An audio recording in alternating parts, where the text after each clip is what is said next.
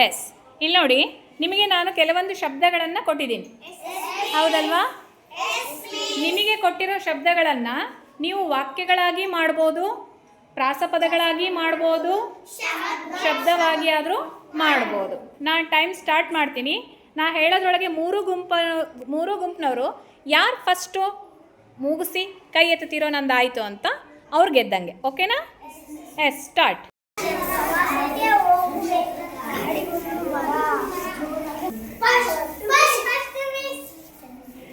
ಆಯಿತಾ?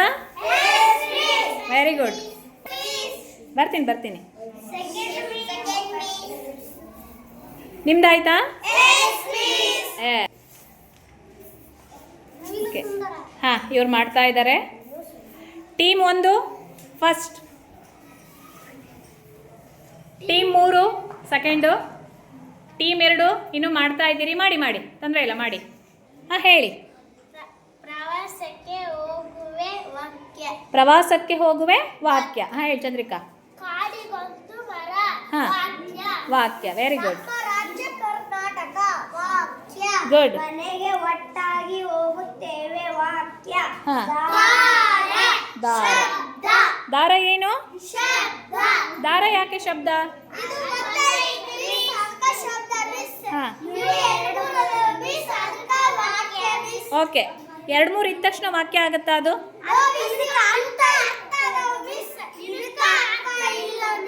ದಾರಕ್ಕೆ ಅರ್ಥ ಇಲ್ವಾ? ದಾರಕ್ಕೂ ಅರ್ಥ ಇದೆ, ಆದರೆ ಇವು 2-3 ಸೇರಿ ಒಂದು ವಾಕ್ಯ ಆಗತ್ತೆ, ಒಂದು ಪೂರ್ಣ ವಾಕ್ಯ ಆಗತ್ತೆ. ಇದಕ್ಕೆ ಅರ್ಥ ಇಲ್ಲ ಅಂತ ಹೇಳಬಾರ್ದು, ಅದು ಶಬ್ದ ಅಂತ ಅಷ್ಟೇ ಹೇಳಬೇಕು. ಏನದು? ಇವೆಲ್ಲ ಏನು? ಏನವು? ಗುಡ್. ಟೀಮ್ ಹೇಳಿ. ಏನು? ಇನ್ನೊಂದ್ಸರಿ ಹೇಳಿ. ಗುಡ್.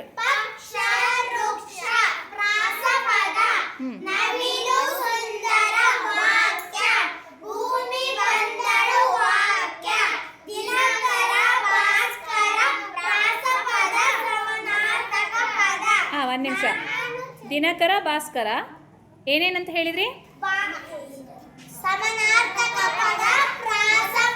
Very good. ಸಮನಾರ್ಥಕ ಪದನೂ ಹೌದು, ಪ್ರಾಸ ಪದನೂ ಹೌದು. ಹಾಂ, ಹೇಳಿ.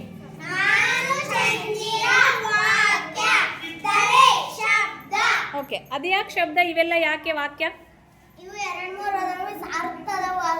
ಹಾಂ, ವೆರಿ ಗುಡ್. ಹೇಳ್ತೀರಿ ನೀವು? S, start. 9ನೇ ತಿಂಗಳು ವಾಕ್ಯ. ನಕ್ಷತ್ರ, ತಾರೆ ಸಮಾನಾರ್ಥಕ ಪದ. ಜೋರಾಗಿ ಓಡುತ್ತೇನೆ ವಾಕ್ಯ. ಶಾಲೆಗೆ ಟಿವಿ ತರೋಣ ವಾಕ್ಯ. ಪವಿತ್ರ, ಪರಿಶುದ್ಧ ಸಮಾನಾರ್ಥಕ ಪದ. ಅಂತರ ಶಬ್ದ. ಎಸ್. ಫಸ್ಟ್ ಗೆದ್ದಿದ್ಯಾರು? Yes. Second team 3. Third. Yes. Okay.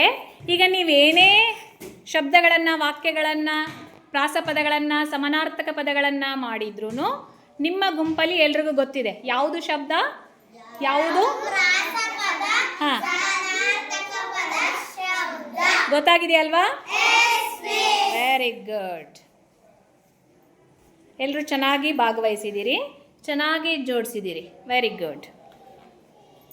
S, very good.